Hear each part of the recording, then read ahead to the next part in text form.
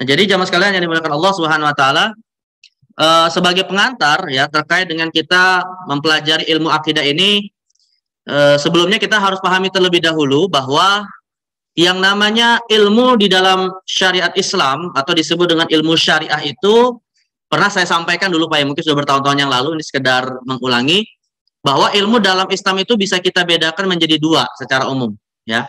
Pertama adalah ilmu maqasid, yang kedua adalah ilmu ghayat. Ya, jadi ilmu maqasid itu adalah ilmu yang memang mesti diamalkan seorang muslim dalam setiap detik kehidupannya. Ya, menjadi ilmu yang paling pokok di dalam ajaran Islam. Itu namanya ilmu maqasid ya.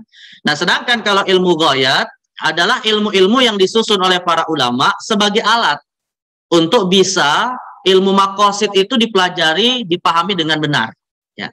Nah, di dalam syariat Islam seperti dijelaskan oleh banyak ulama, misalnya seperti dijelaskan oleh Imam Abu Hamid Al-Ghazali dalam kitab Ihya Ulumuddin, bahwa ilmu maqasid atau ilmu yang menjadi ilmu pokok di dalam Islam itu ada tiga.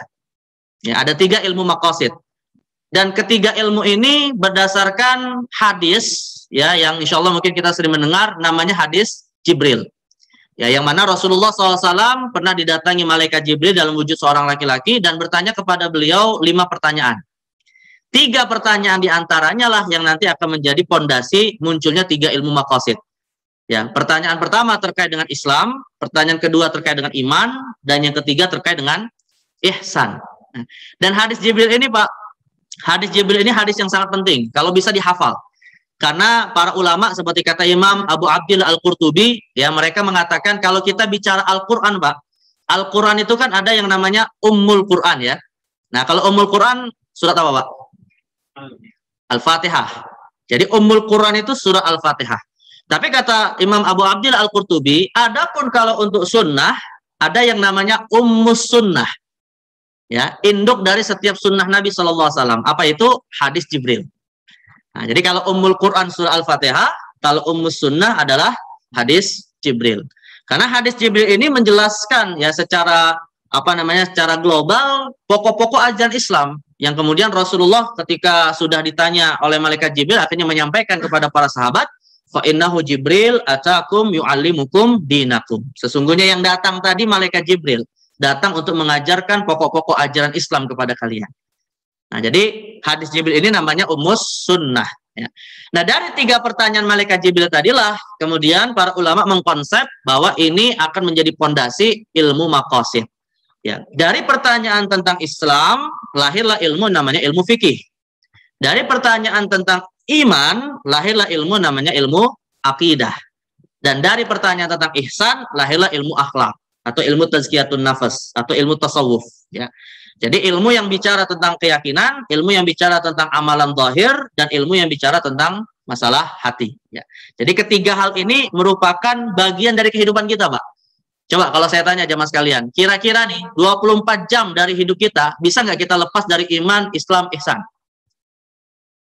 24 jam, Pak. 24 jam dalam satu hari. Mungkin nggak kita lepas dari iman, Islam, ihsan? Hah? Nggak mungkin gitu ya. Artinya iman kepada Allah itu boleh nggak sedetik saja hilang dari hati kita? Ya nggak boleh ya. Iman kepada Allah harus setiap sepenuh hidup kita. Ya begitu juga dengan Islam, fikih. Ya dalam kehidupan kita ini tidak ada satu detik pun perbuatan manusia yang tidak ada hukumnya dari 5 hukum syariat. Ya semuanya akan terikat wajib, haram, sunnah, makruh, mubah. Artinya 24 jam kehidupan kita semuanya terikat dengan fikih. Begitu juga dengan akhlak. Karena akhlak itu bicara tentang interaksi kita kepada Allah secara vertikal atau kepada sesama makhluk, ya. Bukan hanya manusia, bisa makhluk lebih umum gitu ya, al-alamin. Nah, interaksi kita Pak dengan Allah dan manusia atau dengan makhluk, ada nggak sedetik saja yang tidak kita interaksi dengan mereka? Hah? Dalam kita sendirian misalnya, dalam kita kesendirian Pak, interaksi nggak kita dengan pihak selain kita? Ya, dengan Allah kita berinteraksi, gitu kan? Artinya kita terus merasa diawasi oleh Allah Subhanahu wa taala, namanya muraqabah. Nah, karena itulah ketiga ilmu ini menjadi pondasi beragamanya seorang muslim, bahkan manusia pada umumnya. Ya. Nah, maka salah satu dari ketiga ilmu yang akan kita bahas, ya tentunya tiga-tiganya ada ada klasifikasi tersendiri, tapi yang akan kita bahas pada kesempatan siang hari ini adalah secara khusus ilmu akidah. Nah, di luar ketiga ilmu ini, jamaah sekalian, di luar ketiga ilmu ini namanya disebut dengan ilmu wasail atau ilmu alat. Ya, misalnya seperti ilmu apa? Ulumul Quran, ilmu hadis, usul fikih, gitu ya. Kira-kira Pak, kalau yang namanya ilmu hadis 24 jam sama kita nggak?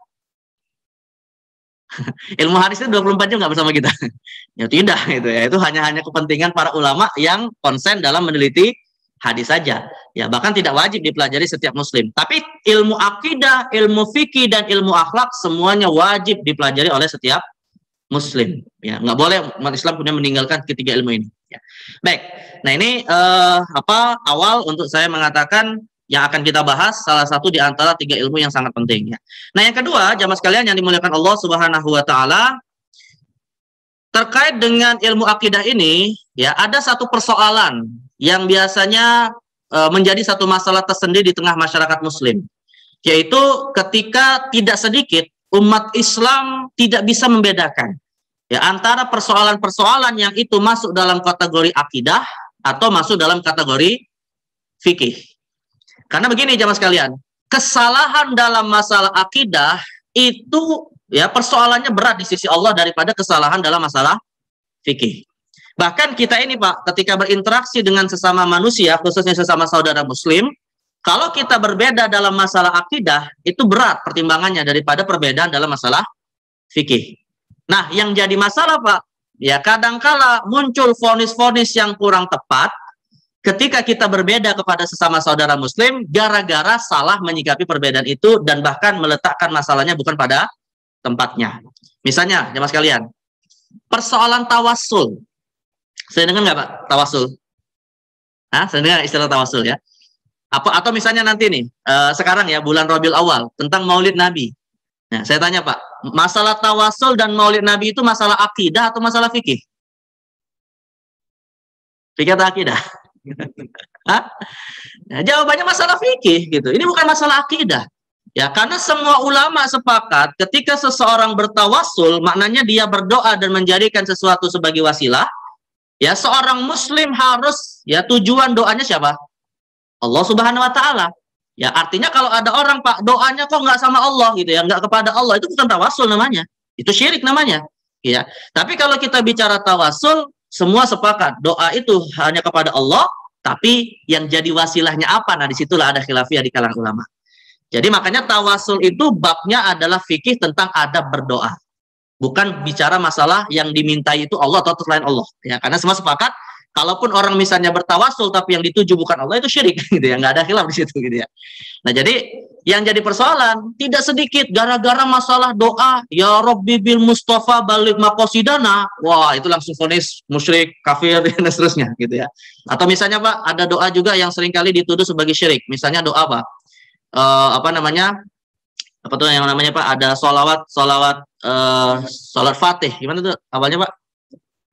Allahumma sholli atau salawat nariyah ya. Allahumma sholli salatan kamilatan wa sallim salaman taman ala sayyidina Muhammadin tanhalu bihil uqad wa tanfarju bihil qurat.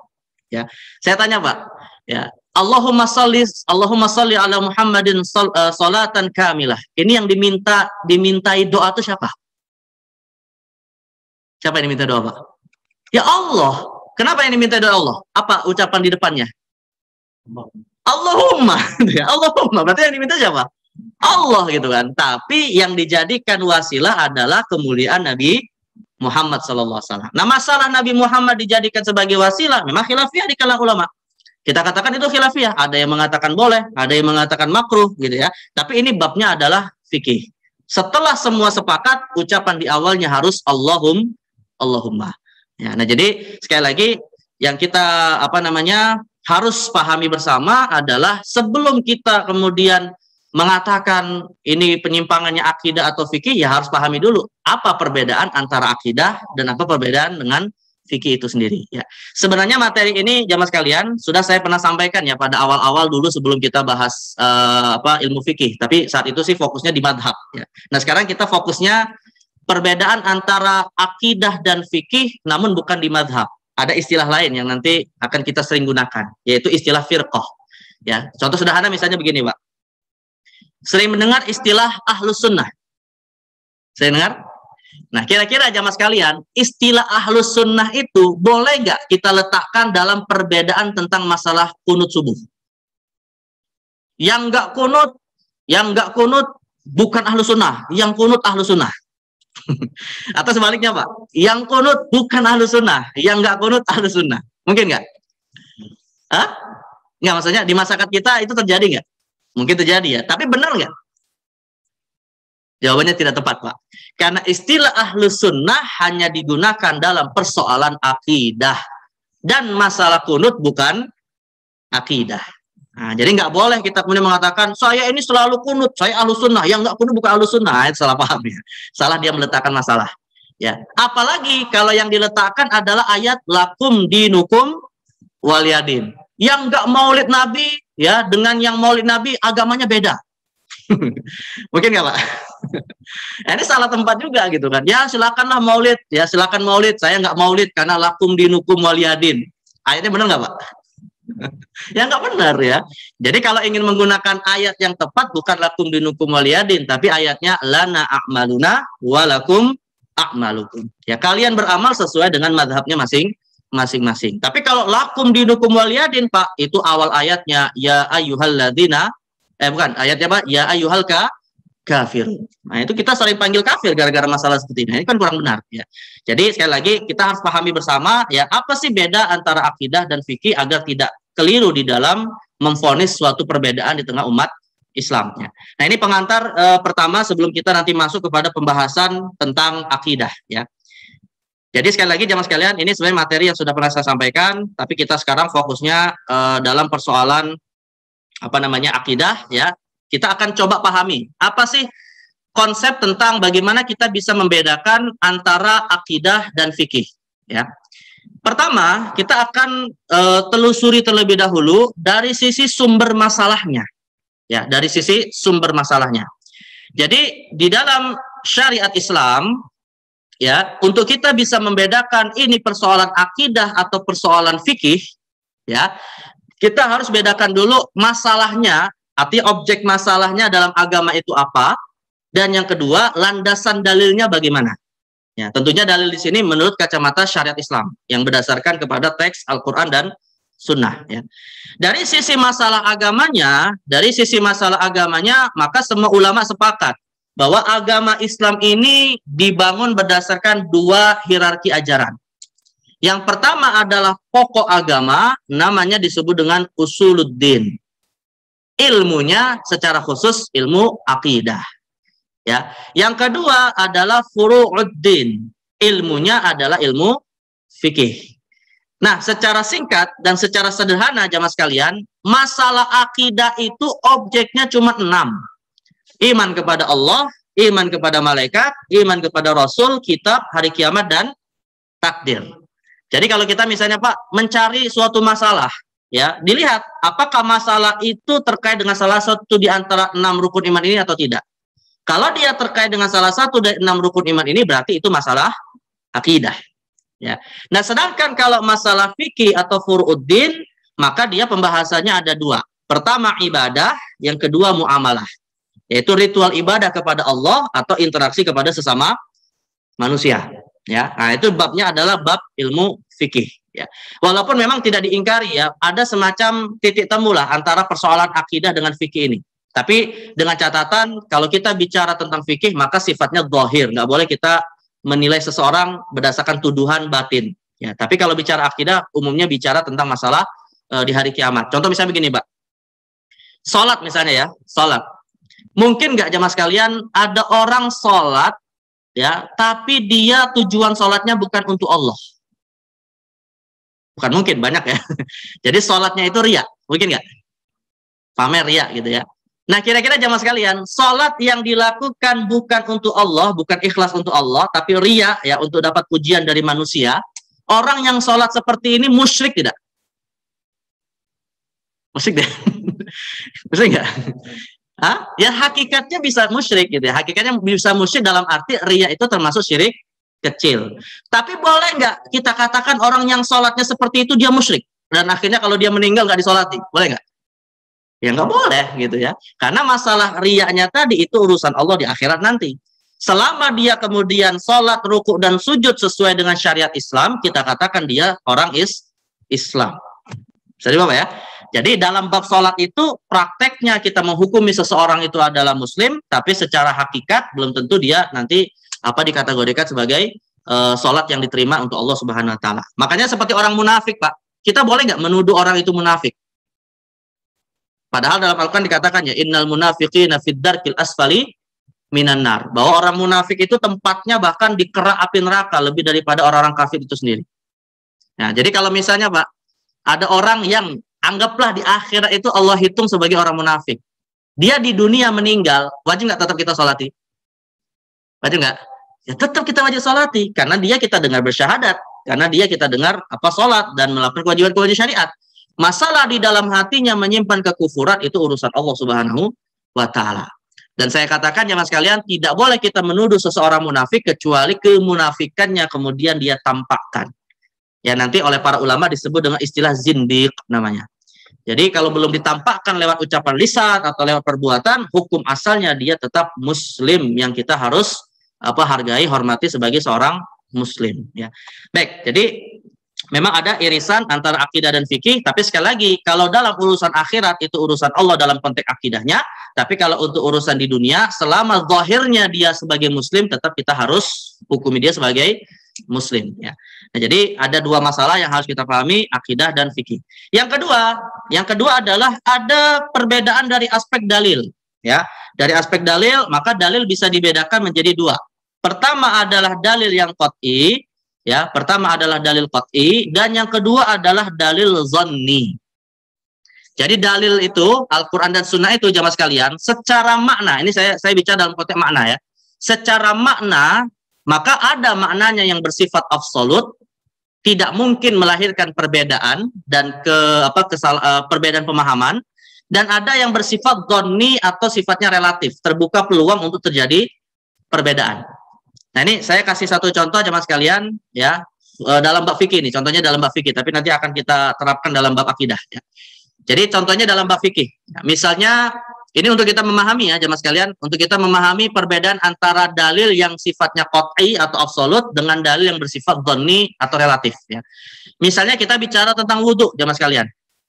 Allah Subhanahu wa Ta'ala di dalam surah Al-Maidah ayat 6 itu menjelaskan tentang tata cara berwudu ya. Jadi kita sudah tahu tata cara wudhu itu kan ada 4 anggota tubuh yang disentuhkan ke air ya, apakah dibasuh atau diusap, yaitu wajah, kedua tangan, kepala dan kedua kaki ya. Nah kalau bicara wajah, ulama semua sepakat Pak, seluruh yang namanya wajah harus dibasuh ya. Yang namanya tangan dan kaki, para ulama juga menegaskan sebagaimana ayat, kalau tangan sampai ke siku, kalau kaki sampai ke mata kaki. Tapi yang jadi masalah jamaah sekalian, untuk masalah kepala ini. Dalam Al-Quran, Allah Subhanahu wa Ta'ala tidak memberikan tambahan huruf ba dalam masalah wajah. Makanya kalau kita baca ayat, Pak, faghsilu wujuhakum, bukan faghsilu bi wujuhikum, tapi faghsilu wujuhakum. Makanya semua sepakat wajah harus dibasuh. Tapi ketika kok bicara mengusap kepala, Allah menambahkan huruf ba, tentunya ini kehendak mutlak Allah yang nggak bisa kita otak-atik, karena riwayat ya. Di situ ada huruf ba, akhirnya ulama kita berbeda pendapat setelah mereka sepakat di antara rukun wudhu adalah mengusap kepala.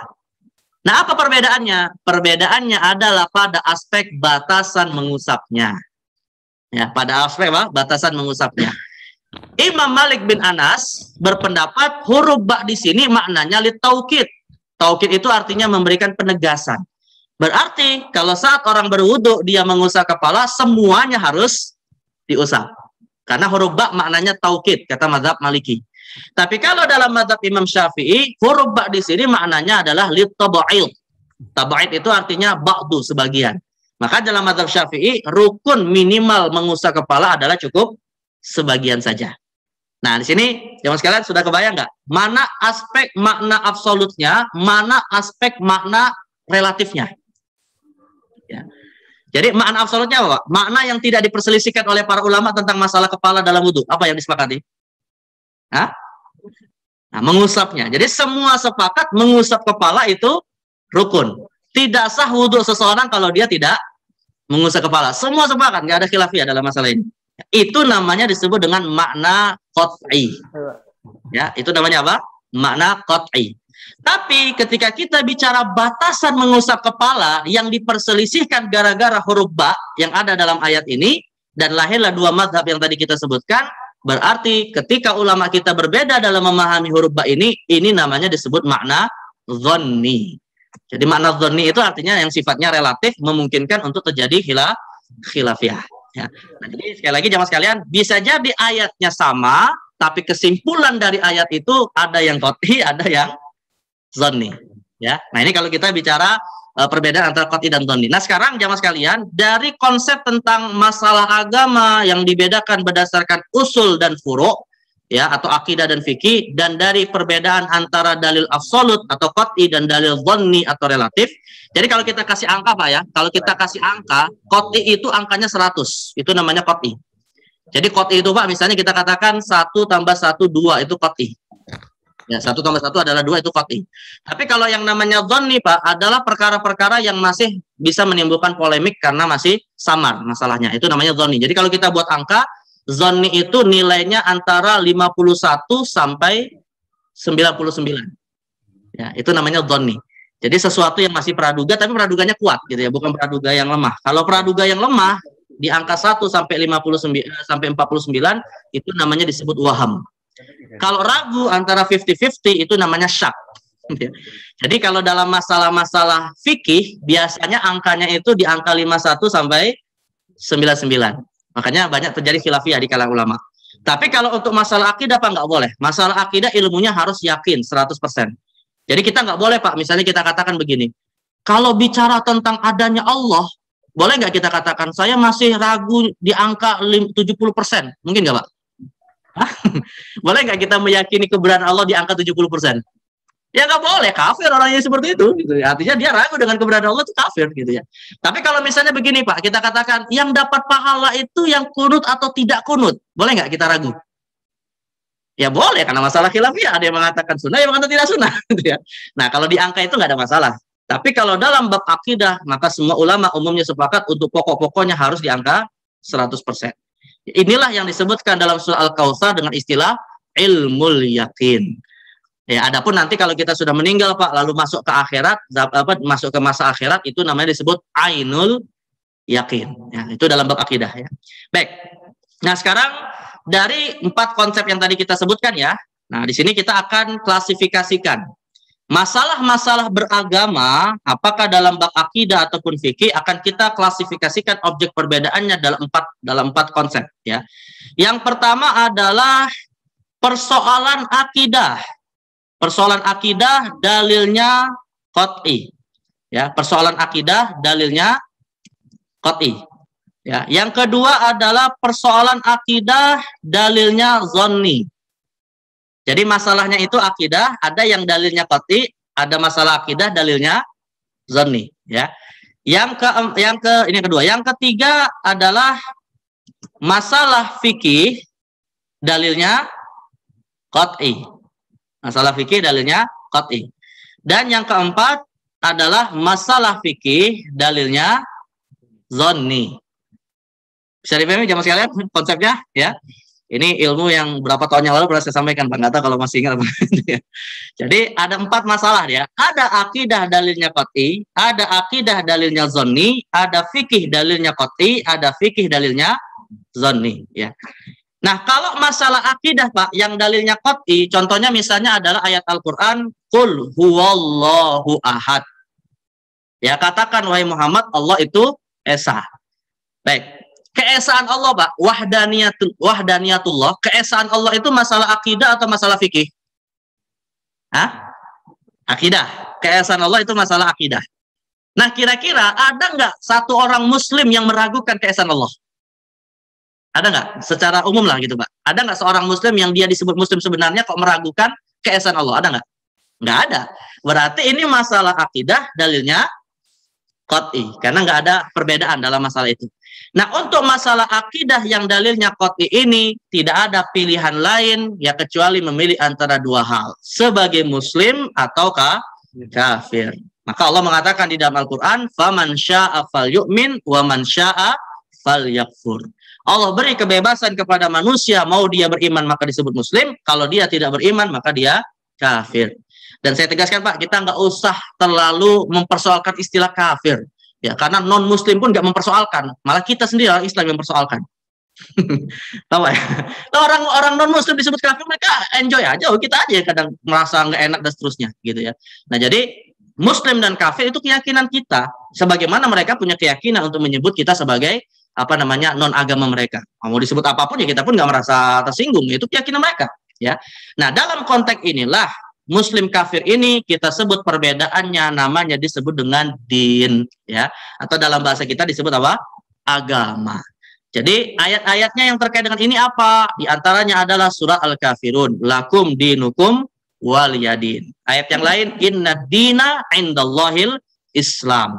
Atau ayat yang lain, wa may yabtaghi ghairal islami dinan fala yuqbala minhu wa fil akhirati minal khasirin. Jadi perbedaan dalam konteks yang melahirkan antara muslim dan kafir itu namanya disebut dengan din atau agama, ya. Baik. Nah, dalam konteks ini ya, kita tentunya apa yang harus kita pilih Pak sebagai manusia yang berakal, dalam konteks kita sebagai manusia yang harus hanya menyembah Allah, ya menjadi seorang muslim, ya. Baik. Kemudian kalau persoalan akidah itu ya masih melahirkan perbedaan pemahaman karena dalilnya berpotensi untuk diperselisihkan, maka akidah yang dhonni ini namanya disebut dengan ahlus sunnah dan ahlul bid'ah. Ya, jadi istilah ahlus sunnah dan ahlul bid'ah itu Pak, maksudnya dalam wilayah akidah yang dalilnya dhonni. Nah, saya katakan jamaah sekalian, ahlul bid'ah dalam kacamata syariat Islam masih muslim, tapi muslim yang sebagian akidahnya menyimpang. Maka disinilah kita nanti kalau dalam ilmu akidah akan bicara tentang konsep tentang iman, misalnya perbedaan antara ahlus sunnah, murjiah, dan khawarij. Konsep tentang takdir, perbedaan antara ahlus sunnah, qadariyah, dan jabariyah. Konsep tentang kemuliaan sahabat dan ahli bait antara ahlus sunnah, rawafid dan nawasib misalnya.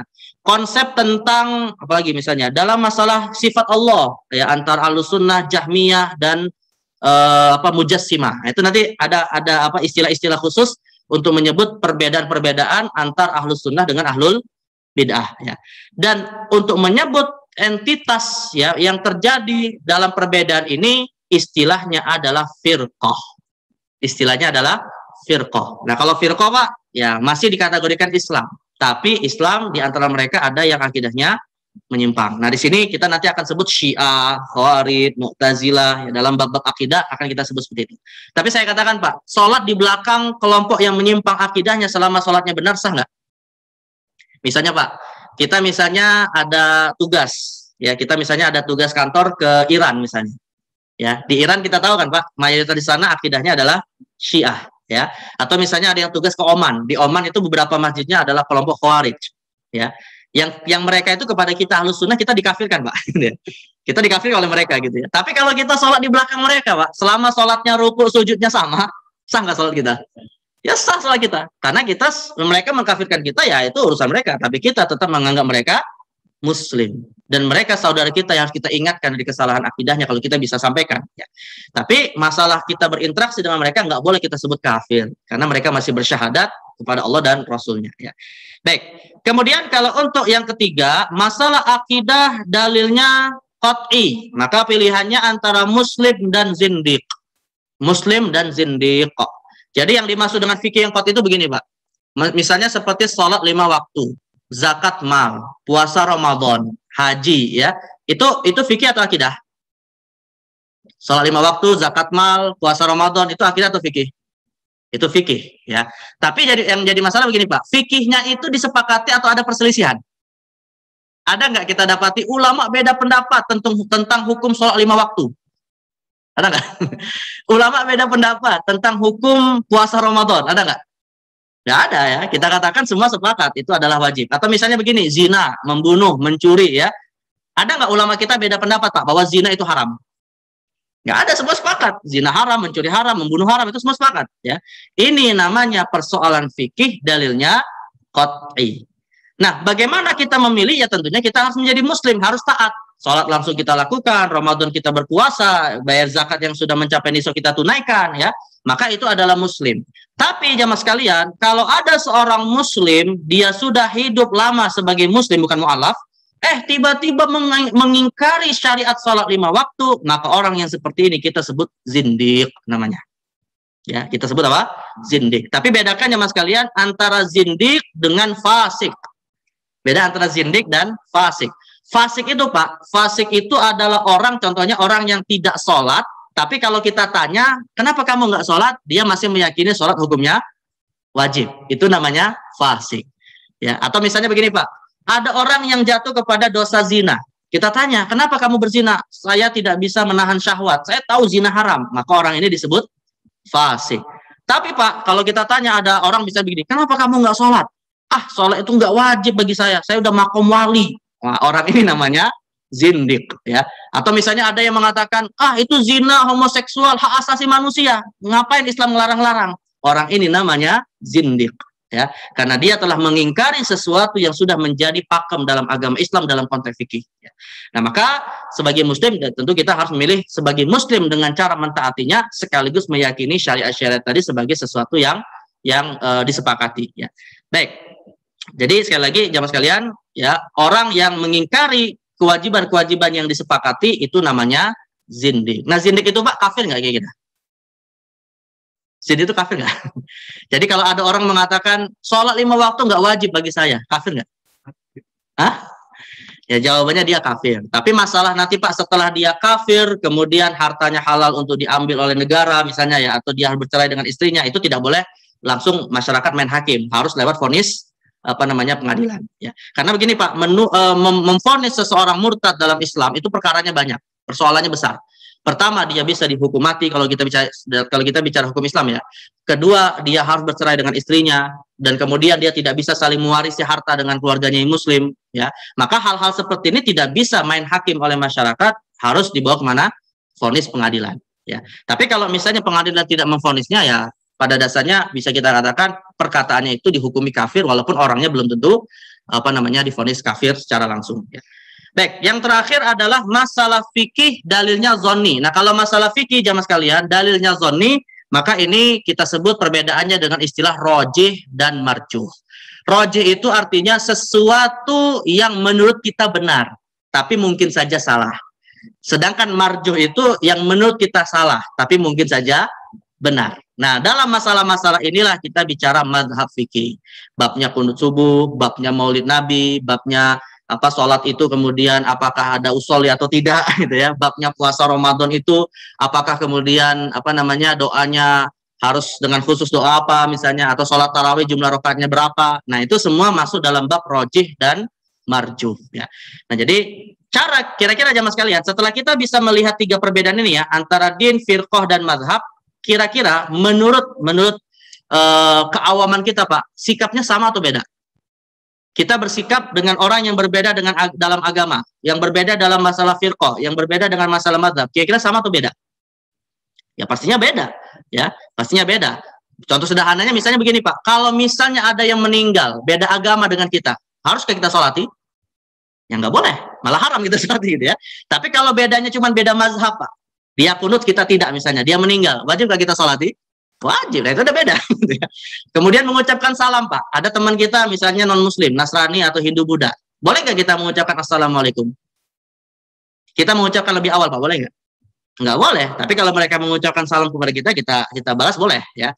Tapi kalau kepada sesama saudara muslim Pak, meskipun beda mazhab, yang satu maulid yang satu tidak, disunahkan nggak tetap mengucapkan salam? Ya sunahkan. Ini kan sudah kelihatan perbedaannya ya. Nah, jadi kita harus bisa menyikapi perbedaan itu secara proporsional sesuai dengan konteks masalahnya masing-masing. Ya. Nah, 2 masalah yang pertama disebut dengan usuluddin, yang mana satu wilayahnya Islam, yang kedua wilayahnya Ahlus Sunnah. Nah, kita sebagai seorang manusia Pak dituntut untuk memilih Muslim, fashhadu bi anna muslimin, dan yang kedua kita pun dituntut memilih akidah yang tidak menyimpang dari akidah Rasul, ma'ana alaihi wa ashabi, ya, Muslim yang akidahnya Ahlus Sunnah, ya. Nah, adapun kalau dalam masalah fikih atau dalam masalah furu'uddin, yang pertama tetap kita pilih sebagai seorang Muslim yang meyakini sholat wajib, yang meyakini zina haram. Tapi kalau dalam konteks perbedaan rojih dan marjuh, silakan memilih antara 4 mazhab, Tapi dengan kaidah sebaiknya memilih mazhab yang diamalkan oleh mayoritas masyarakat agar tidak menimbulkan konflik yang tidak yang tidak diharapkan seperti itu. Nah, jadi ini kita bisa bedakan konsep beragama seperti itu. Nah, nanti insya Allah ya pada pertemuan berikutnya baru kita akan bahas secara detail bagaimana pembahasan seputar akidah yang qat'i sekaligus akidah yang dhonni. Jadi artinya Pak, pembahasan akidah yang akan kita pelajari nanti akan kita gabungkan dalam masalah-masalah pokok akidah sekaligus dalam masalah-masalah cabang akidah. Ya, jadi kita menggabungkan antara muslim versus kafir sekaligus sunnah versus ahli bid'ah dalam bab ilmu akidah. Ya. Ini insya Allah kita akan bahas pada pertemuan yang akan datang. Baik, mungkin ini yang bisa saya sampaikan jemaah sekalian yang Allah sebagai pengantar awal terkait dengan ilmu akidah. Poinnya adalah kita harus bisa bersikap adil dan proporsional membedakan persoalan-persoalan yang diperselisihkan di tengah umat manusia, apakah itu wilayah akidah ataupun wilayah fikih, agar bersikapnya pun tidak keliru dan tetap pada rel ajaran Islam itu sendiri. Ya.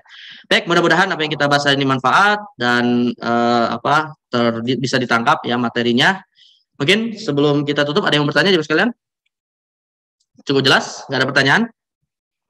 Atau yang di Zoom ada yang ikut mau bertanya gimana? Ini masih sampai jam berapa biasanya? Apa kalau selama pandemi jamnya berubah sampai asar misalnya gitu enggak ya? Oh enggak. Baik, nggak ada pertanyaan Pak? Di Zoom nggak ada pertanyaan? Hah? Ini adminnya saya sendiri di sini. Baik, nggak ada pertanyaan ya? Mungkin kita cukupkan pada pembahasan materi hari ini. Sekali lagi kita berharap Allah Subhanahu wa taala mudah-mudahan senantiasa menjaga iman kita, ya menjaga akidah kita tetap berpegang kepada Islam sampai akhir hayat kita, sekaligus kita menjadi orang-orang yang tetap berpegang kepada ajaran Ahlus Sunnah wal Jamaah sebagai ajaran yang mendapatkan garansi dari Rasulullah Shallallahu alaihi wasallam. Baik, kita tutup dengan doa kafaratul majlis. Subhanakallahumma bihamdika asyhadu an la ilaha illa anta astaghfiruka wa atubu ilaik. Wa sallallahu ala sayyidina Muhammadin nabil ummi wa ala alihi wa sahbihi wa baraka wa sallam. Wassalamualaikum warahmatullahi wabarakatuh.